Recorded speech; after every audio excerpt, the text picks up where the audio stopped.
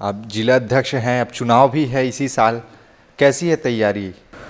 Bharatiya Janata party चुनाव के लिए हमेशा तैयार रहता है। नहीं, क्योंकि ना जातिगत समीकरण पे सभी पार्टियां ध्यान देती हैं और ताम्रध्वज साहू बहुत बड़े नेता हैं, पूर्व गृह मंत्री रह चुके हैं, तो इस पे कहीं हानि तो नहीं हो जाएगी भारतीय जनता पार्टी को? चुन्नीलाल साहू जी को तो टिकट नहीं दिया। अब कांग्रेस के पास नेतृत्व की कमी है, कांग्रेस के पास प्रत्याशी की कमी है।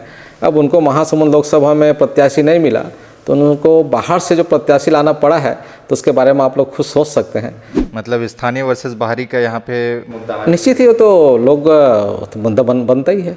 वो तो कह रहे थे कि स्कूल है लेकिन मास्टर नहीं है, अस्पताल है लेकिन डॉक्टर नहीं है। नहीं, डॉक्टर भी है। जब तक भारतीय जनता पार्टी की सरकार रहा तो बात सही है। वहाँ स्कूल में शिक्षक भी होते थे। मैं जिला पंचायत सदस्य था। कई लोग कहते हैं कि हम चेहरा ही नहीं देखे हैं सांसद कौन। राजनीतिक आरोप तो लगते रहता है, राजनीतिक आरोप तो, लेकिन आप विश्वास करें या ना करें। आपका क्या विज़न है? आप गरियाबंद से आते हैं तो गरियाबंद को लेकर आपके क्या विज़न है? क्या क्या और यहाँ पर परिवर्तन किए जाने की ज़रूरत है?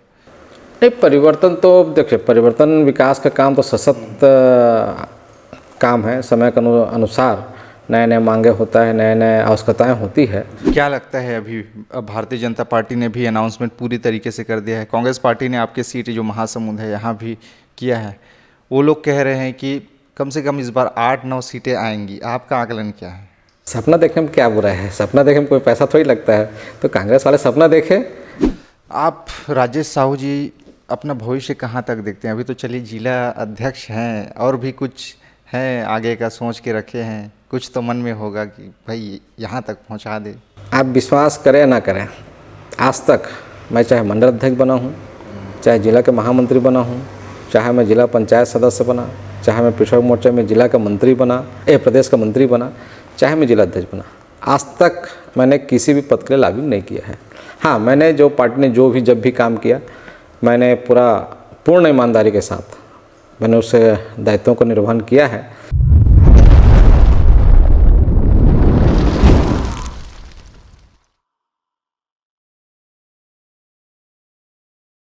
नमस्कार, आप देख रहे हैं TNR न्यूज़। मैं हूं आपके साथ में राकेश निर्मलकर। लोकसभा 2024 का चुनाव अब बहुत ही करीब है और हम छत्तीसगढ़ में मौजूद हैं। अलग अलग क्षेत्रों में हम जा रहे हैं और इस समय हमारी मौजूदगी है गरियाबंद जिले में। और गरियाबंद जिले जो है, गरियाबंद का ये जो एरिया है, ये महासमुंद लोकसभा क्षेत्र में आता है। और वर्तमान में अभी हमारे साथ जो उपस्थित हैं, गरियाबंद से भारतीय जनता पार्टी के अध्यक्ष हैं राजेश साहू जी। बातचीत के सिलसिले को आगे बढ़ाएंगे कि कैसे चुनाव की तैयारी चल रही है, साथ ही साथ इनके जीवन के बारे में भी आपको जानकारी सुनने को मिलेगी, देखने को मिलेगी कि कैसा इनका जीवन रहा है। सर, बहुत बहुत स्वागत है आपका हमारे इस खास कार्यक्रम का हिस्सा बनने के लिए।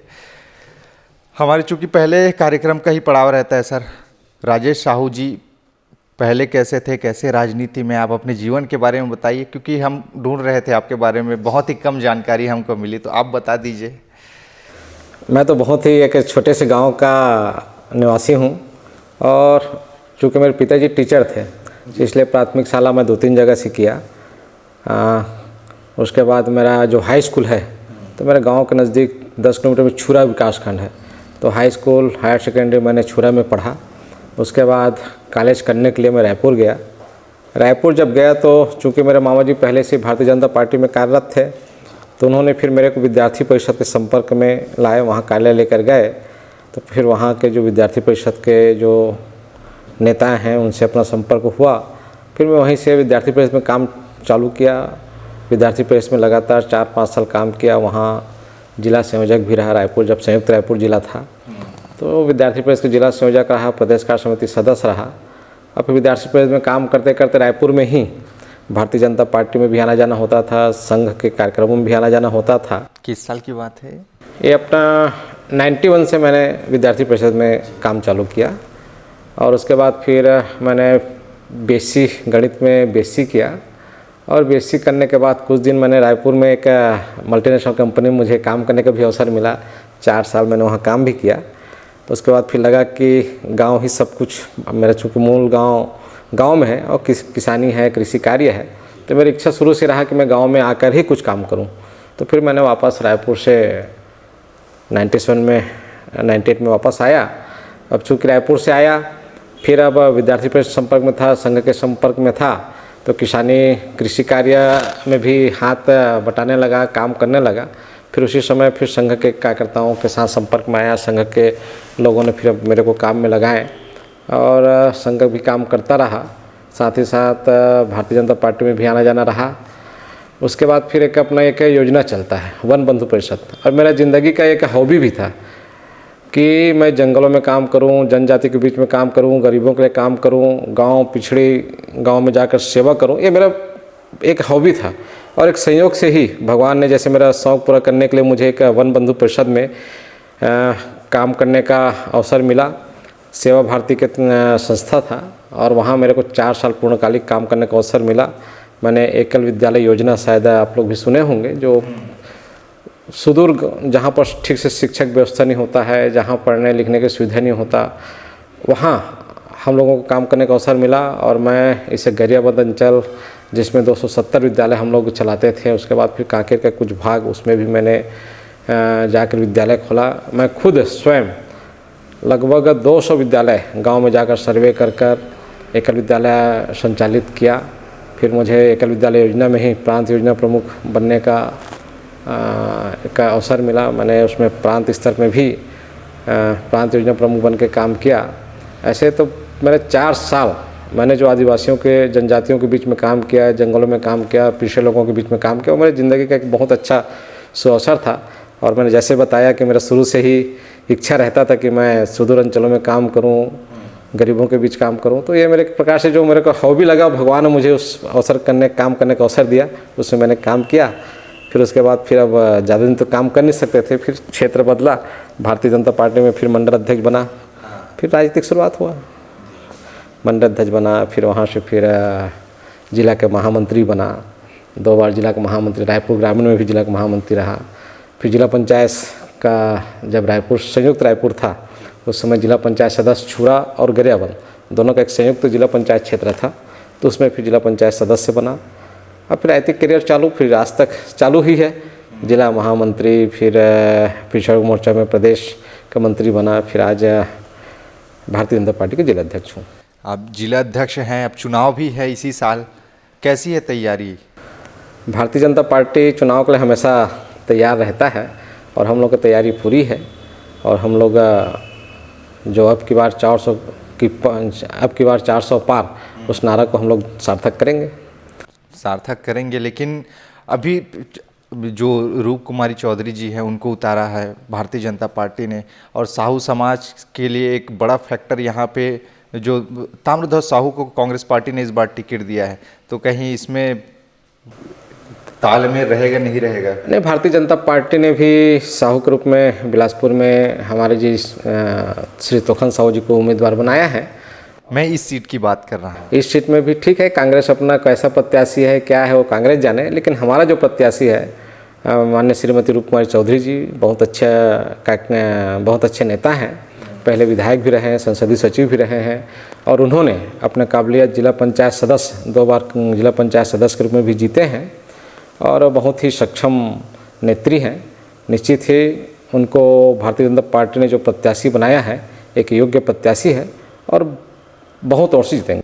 जी नहीं, क्योंकि ना जातिगत समीकरण पे सभी पार्टियां ध्यान देती हैं, और ताम्रध्वज साहू बहुत बड़े नेता हैं, पूर्व गृह मंत्री रह चुके हैं, तो इस पे कहीं हानि तो नहीं हो जाएगी भारतीय जनता पार्टी को? चुन्नीलाल साहू जी को तो टिकट नहीं दिया आपने। अब कांग्रेस के पास नेतृत्व की कमी है, कांग्रेस के पास प्रत्याशी की कमी है। अब उनको महासमुंद लोकसभा में प्रत्याशी नहीं मिला तो उनको बाहर से जो प्रत्याशी लाना पड़ा है, तो उसके बारे में आप लोग खुद सोच सकते हैं।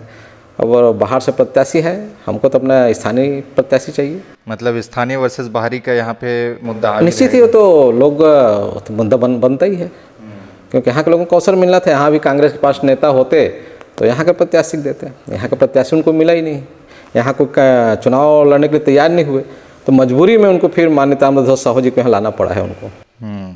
चलिए, अभी जो बीते चुनाव है, विधानसभा का चुनाव, आपके यहाँ गरियाबंद में, बिंद्रा नवागढ़ में भारतीय जनता पार्टी के थे।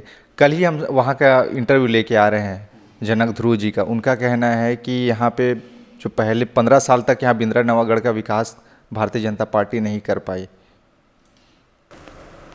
जब से भारतीय जनता पार्टी की सरकार आया, माननीय रमन सिंह जी मुख्यमंत्री बने, तो उसके पहले जो बिंदानगढ़ क्षेत्र था, देवभोग मैनपुर का क्या स्थिति थी किसी से छुपा नहीं है।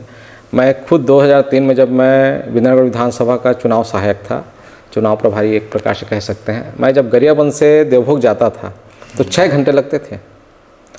हर 1 फीट 1.5 फीट में गड्ढा रहता था। आज हम जब देवभोग जाते हैं तो मुश्किल से यहाँ से गरियाबंद जाने में 2 घंटा लगता है। सड़क कितना जर्जर था उस समय, वहाँ ठीक से अगर हम लोग को चाय भी पीना पड़ना आवश्यकता पड़ा, हम लोग जब जाके ऑर्डर देते थे तब चाय बनता था। आज धवलपुर में जाके देखो वहाँ का विकास, आज गोहरापदर में जाके देखो विकास, देवभोग को देखो विकास। देवभोग में आज कॉलेज खुल गए हैं, गोहरापदर में कॉलेज खुल गए हैं, मैनपुर में कॉलेज खुल गया है। और पुल पुलिया के बारे में तो एक टापू बन जाता था। बरसात के दिनों में देवभोग बस भी नहीं जा पाता था, कई बार बस को आधे बीच में रुकना पड़ता था। आज निर्बाध रूप से बस जाता है, रात में भी बस जाता है। वहाँ शिक्षा की दृष्टि से हो, चाहे स्वास्थ्य की दृष्टि से हो, चाहे संसाधन की दृष्टि से हो, पूरा विकास हुआ है। वो तो कह रहे थे कि स्कूल है लेकिन मास्टर नहीं है, अस्पताल है लेकिन डॉक्टर नहीं है। नहीं, डॉक्टर भी है। जब तक भारतीय जनता पार्टी की सरकार रहा तो बात सही है। वहाँ स्कूल में शिक्षक भी होते थे। मैं जिला पंचायत सदस्य था, तब जब बात आया जब वहाँ, तो मैंने खुद विशेष रूप से देवभोग के लिए, जब मैंने सामान्य प्रशासन में बोल के कि जो भी इंटरव्यू होगा सबसे पहले हम देवभोग मैनपुर भेजेंगे। और मैंने जब जिला पंचायत सदस्य तो जब सेकंड बार जब वहाँ भर्ती हुआ तो 50% 90% हम लोग ने देवभोग और मैनपुर में शिक्षक को भर्ती कराया। तो जो एकदम पहले जो कांग्रेस के सरकार में जो रिक्तियाँ थी उसको हमने बहुत फिलअप किया और अस्पताल भी बनवाए। अभी 4 साल में वहाँ के जो भारतीय जनता पार्टी के सरकार में जो पद था या वहाँ पर जो कर्मचारी थे, आप सुने होंगे कि अभी साल भर पहले ही 22 लोगों को स्वास्थ्य विभाग से लेन देन करके उनको स्वेच्छा से वहाँ से हटाकर, देवभोग से हॉस्पिटल से हटाकर वहाँ के स्वास्थ्य कर्मचारियों को उनके मन माफिक जगहों में दिया गया है। 22 लोगों को। तो ये समझ सकते हैं कि कांग्रेस का क्या मंशा रहा है। तो कांग्रेस के कार्यकाल में बात सही है कि स्कूलों में शिक्षकों की कमी रहा है। स्वास्थ्य विभाग से वहाँ के कर्मचारियों को जो अपने भारतीय जनता पार्टी के सरकार के समय जो भर्ती किए थे उनको भी उन्होंने हटाने का काम किया था। लेकिन यहाँ पे लोकसभा चुनाव है सर, और एक सांसद इतने बड़े एरिया को देखता है।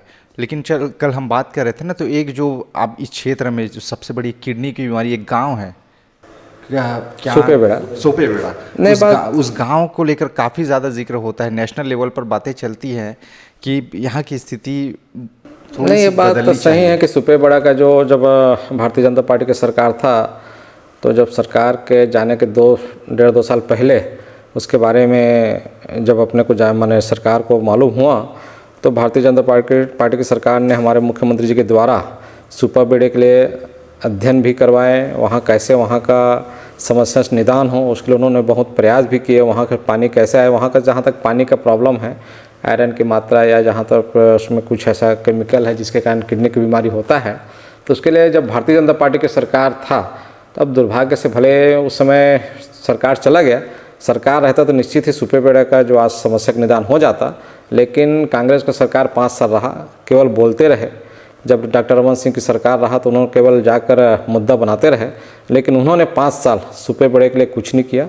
अब अवसर हमारे लिए आया है, भारतीय जनता पार्टी की सरकार है, निश्चित मान के चलिए सुपेबेड़ा में जो वहाँ के समस्या का निदान भारतीय जनता पार्टी की सरकार के द्वारा किया जाएगा। जी, महासमुंद में आपका ये क्षेत्र आता है गरियाबंद का, और यहाँ संभावनाओं की कोई कमी नहीं है। उन्होंने एक आरोप ये भी लगाया कि यहाँ पे जो रोज़गार स्थानीय लोगों को मिलना चाहिए वो नहीं मिल पा रहा है।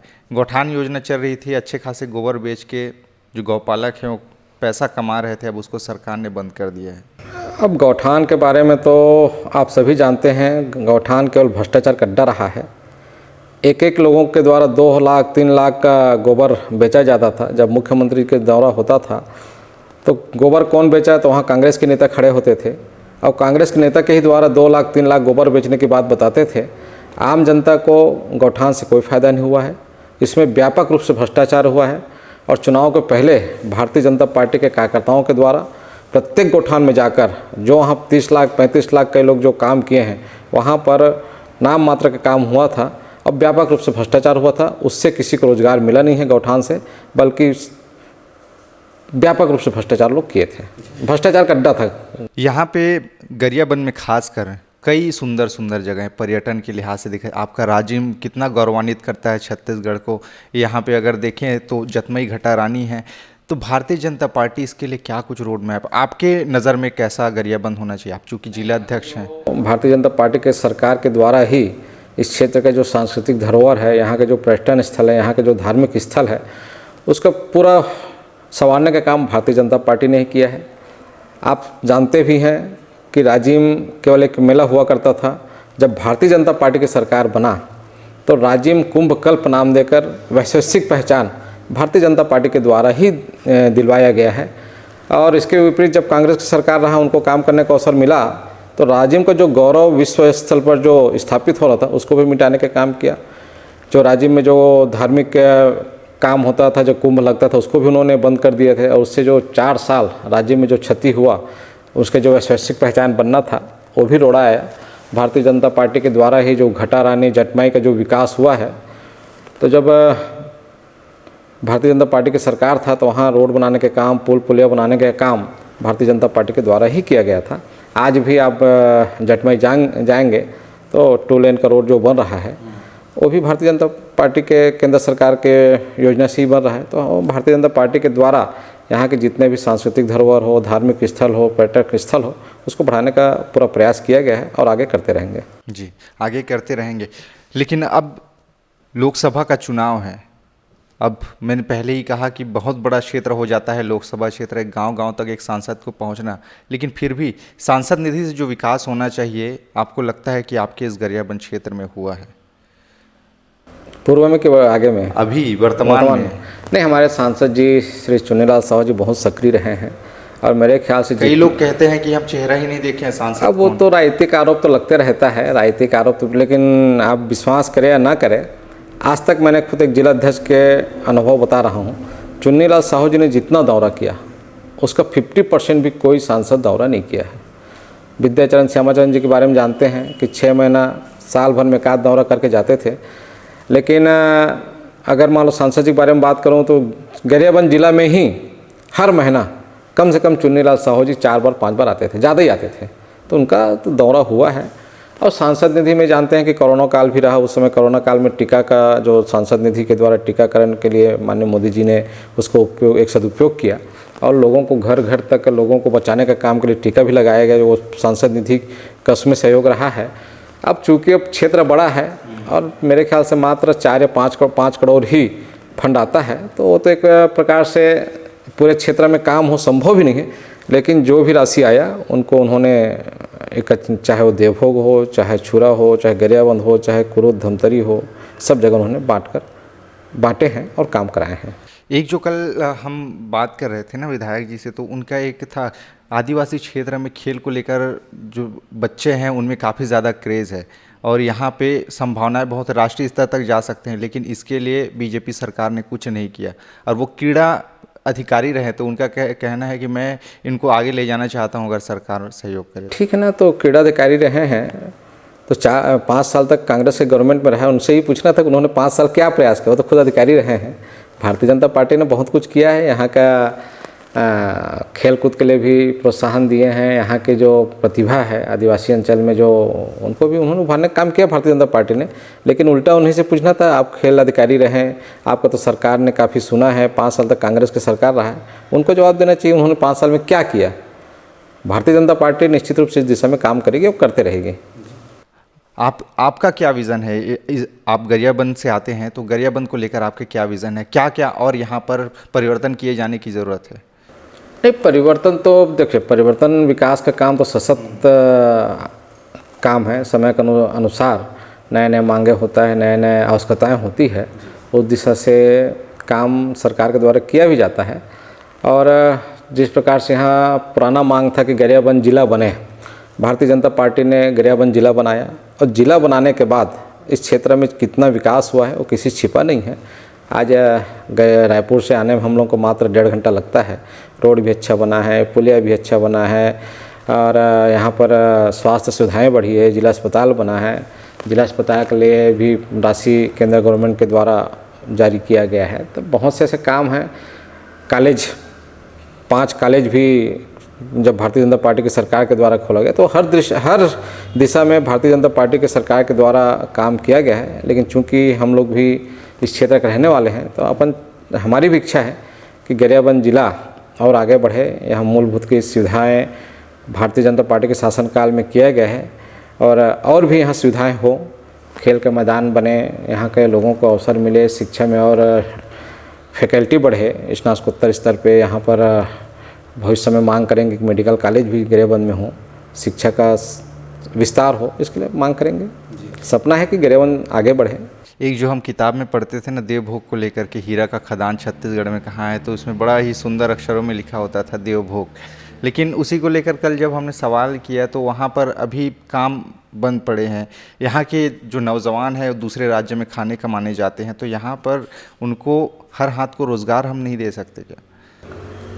नहीं, रोजगार का अवसर के लिए तो सरकार बहुत कुछ राज्य सरकार के द्वारा भी, केंद्र सरकार के द्वारा भी किया जा रहा है। और रहा सवाल जैसे कि हीरा खनन का मामला है, तो ये उच्च स्तर की बातें हैं। उसके लिए सरकार को मैं भी अपने तरफ से मांग करूंगा कि जो हीरा खदान का काम शुरू हो, जिससे यहाँ के लोगों को रोज़गार मिले और यहाँ के आमदनी भी बढ़े, उसका जो राजस्व हमको मिले, तो इसके लिए हम लोग मांग करेंगे कि हीरा खदान का काम शुरू किया जाए। जी, क्या लगता है अभी अब भारतीय जनता पार्टी ने भी अनाउंसमेंट पूरी तरीके से कर दिया है, कांग्रेस पार्टी ने आपके सीट जो महासमुंद है यहाँ भी किया है, वो लोग कह रहे हैं कि कम से कम इस बार 8-9 सीटें आएंगी, आपका आकलन क्या है? सपना देखने में क्या बुरा है? सपना देखने में कोई पैसा थोड़ी लगता है। तो कांग्रेस वाले सपना देखे, आज तक कभी ला नहीं पाए, पिछले समय उनका सरकार रहा है, तो मुंगेरी लाल का हसीन सपना लोग देख रहे हैं। हम लोग 11 से 11 सीट में जीतेंगे। और महासमुंद की बात है तो जीतने और सिर्फ पिछले समय लोग जीते थे लगभग 92,000 से, इस समय से डबल वोटों से जीतेंगे। जी, मोदी की गारंटी को लेकर आप लोग आए थे पिछले बार, लगता है मोदी की गारंटी सच में पूरा होगा अब 5 सालों में? आज पूरे देश में, केवल छत्तीसगढ़ में, पूरे देश में मोदी जी की गारंटी ही चल रहा है। और मोदी जी के जो करते हैं, कहते हैं, वो करके दिखाते हैं। हर घर बिजली का उन्होंने, हर गांव में बिजली का काम उन्होंने किया। नल जल हर लोगों को पेयजल मिले, इसके लिए नल जल योजना चालू किए। आवास योजना के लिए भी सरकार बनते ही पहले तो 5 साल में जो 18 लाख आवास इस कांग्रेस के सरकार के द्वारा गरीबों के साथ जो अहित किया गया था, रोका गया था, उसको भी हमारी सरकार ने, सरकार बनते ही सबसे पहला काम आवास 18 लाख को स्वीकृत किए। और मोदी जी के गारंटी में 21 कुंटल धान खरीदने वाली बात, उसको भी पूरा किए। 31 रुपये देने की बात, परसों 12 तारीख के जो अंतर्राष्ट्रीय वो भी डल जाएगा। तो मोदी जी की गारंटी में कोई कमी नहीं है और उनका गारंटी हर हाल में पूरा होता ही है। इसलिए आज पूरे देश में मोदी की गारंटी एक कहावत है, बढ़िया अच्छा उनका जो कहावत है चरितार्थ भी हो रहा है और मोदी जी की गारंटी पूरे देश में चल रहा है। इस बार लगता है कि अब की बार 400 पार का नारा दे रहे हैं, सही होगा? सही है, अब की बार 400 पार नारा सही है और पूरा होगा। आप राजेश साहू जी अपना भविष्य कहाँ तक देखते हैं? अभी तो चलिए जिला अध्यक्ष हैं, और भी कुछ हैं आगे का सोच के रखे हैं? कुछ तो मन में होगा कि भाई यहाँ तक पहुँचा दे। आप विश्वास करें या ना करें, आज तक मैं चाहे मंडल अध्यक्ष बना हूँ, चाहे जिला के महामंत्री बना हूँ, चाहे मैं जिला पंचायत सदस्य बना, चाहे मैं पिछड़ा मोर्चा में जिला का मंत्री बना, प्रदेश का मंत्री बना, चाहे मैं जिला अध्यक्ष बना, आज तक मैंने किसी भी पद के लिए लॉबिंग नहीं किया है। हाँ, मैंने जो पार्टी ने जो भी जब भी काम किया, मैंने पूर्ण ईमानदारी के साथ मैंने उस दायित्वों का निर्वहन किया है और जो दायित्वों का निर्वहन करने का पूरा प्रयास करता रहता हूँ। तो पार्टी जो भी योजना बनाएगी, मेरी खुद की इच्छा ऐसा कुछ नहीं, हाँ इतना इच्छा है कि मैं लोगों के बीच रहूं, लोगों के काम करूं, जनताओं का अगर हम सेवा कर सकें तो लोगों के बीच में रहना और लोगों का काम करना मेरा हॉबी है, इसलिए मैं उनके बीच में रहूंगा। अब बाकी क्या है, जैसा वो होगा देखा जाएगा क्या है। जी, संगठन को मजबूत करने के लिए आप किस किस ढंग के फॉर्मूले का इस्तेमाल करें? कहाँ लोगों से मिलना जुलना, आपकी दिनचर्या कैसी है? हमारा दिनचर्या 100 उठो, 9 बजे घर से खाना वाना खा के निकलो और दिन भर लोगों के बीच में रहो, पार्टी कार्यकर्ताओं से मिलो, जितना हो सके पार्टी का जनाधार बढ़े, लोगों को संपर्क करना, लोगों के जो भी समस्याएं हैं उनको अगर जहां तक संभव हो जो किया जा सकता है उसको करने का प्रयास करते हैं। और जितना ज़्यादा समय हो लोगों के बीच रहना पसंद करता हूं और पार्टी काम करने में मेरे को उसमें अपना दिनचर्या रहता है। चलिए, बहुत बहुत धन्यवाद सर आपका हमसे जुड़ने के लिए। जाते जाते अपने दर्शकों के लिए कुछ संदेश अगर हमारे माध्यम से देना चाहें सर। दर्शकों के लिए संदेश, अब दर्शकों के लिए यही कहना चाहेंगे कि जिस प्रकार से भारतीय जनता पार्टी आज माननीय मोदी जी के द्वारा, हमारे यशस्वी प्रधानमंत्री जी के द्वारा देश को आगे बढ़ाने का काम किया है, देश के सांस्कृतिक विरासत को, धरोहरों को सहेजने का काम किया है, और उन्होंने जो विकसित भारत का संकल्प लिया है, इस सपनों को साकार करने के लिए प्रत्येक भारतवासी, सभी नागरिक आगे आएँ और 2047 तक विकसित भारत बनाने का जो सपना है उसको पूरा करने में सहभागी बने। जी, तो आपने सुना गरियाबंद जिला के अध्यक्ष हैं भारतीय जनता पार्टी के राजेश साहू जी, जिनका कहना है कि इस बार भारतीय जनता पार्टी 400 पार सीटें लाने वाली है और साथ ही साथ जो इनका लोकसभा क्षेत्र है, महासमुंद लोकसभा क्षेत्र, यहाँ पर कांग्रेस पार्टी हारेगी। स्थानीय वर्सेस बाहरी का मुद्दा यहाँ भी रहेगा। इन्होंने अपने जीवन के बारे में हमसे चर्चाएं की, काफ़ी दिलचस्प इनकी बातचीत की शैली रही। बहुत बहुत धन्यवाद। अगली बार आप सबसे होगी मुलाकात, तब तक के लिए अनुमति दीजिए। नमस्कार।